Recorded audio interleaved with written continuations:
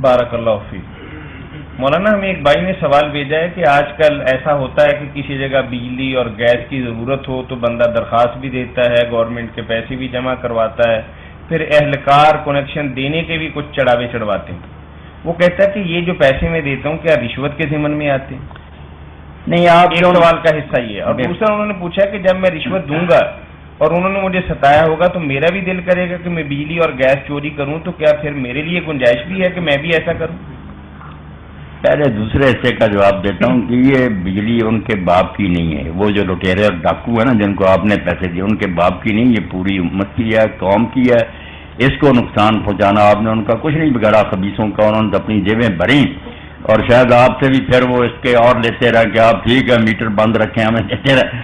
تو بھائی تو امت کی ہوگی۔ یہ ہیں المظالم المشترکہ، ابن تیمیہ رحمۃ اللہ نے اس پر علیحدہ کتاب لکھی کہ جو سارے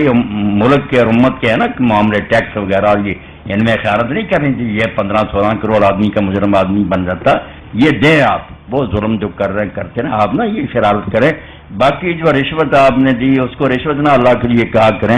اپنا کام کرانے کے لیے آپ جو کسی کو دیتے ہیں یا آپ پر کوئی ظلم کر رہا، جھوٹا مقدمہ بنا رہا، آپ جان چھڑانا چاہتے ہیں، دفع ظلم کے لیے اور اپنا حق لینے کے دیتے ہیں صدقہ، وہ انشاءاللہ اس کا ثواب آپ کو ملے گا۔ وہ خنزیر پکڑے جائیں گے، کتے پکڑے جائیں گے، آپ کو کوئی گناہ نہیں ہوگا۔ رشوت صرف اس رقم کو کہتے ہیں جو آپ کسی کا حق چھیننے کے لیے یا کسی افسر کو اپنے ساتھ گانٹیں، لِتَأْكُلُوا فَرِيقًا مِّنْ أَمْوَالِ النَّاسِ بِالْبَاطِلِ، ناجائز طریقے سے لوگوں کا مال ہڑپ کرنے کے لیے کسی کو ساتھ ملا لیں یا ظلم کرانے کے لیے، وہ حرام ہے۔ یہ جو ہے نا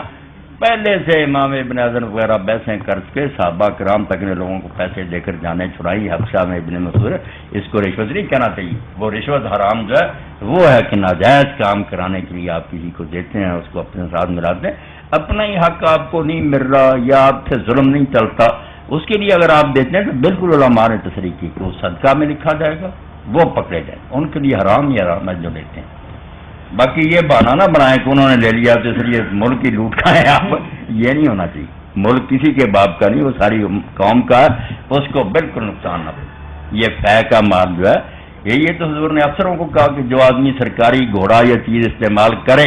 جیسے یہ اپنے کاموں کے لیے گاڑیاں دورائے کرتے ہیں، سارے بیویاں شاپنگ پرانی کر کے خزانے کو لوٹ دے، بہت سخت وعید فرمائی کہ یہ جہنم میں جائیں گے اور پکڑا جائے گا کہ تیرے باپ کا تھا یہ مال، تجھے تو صرف سرکاری ڈیوٹی کے لیے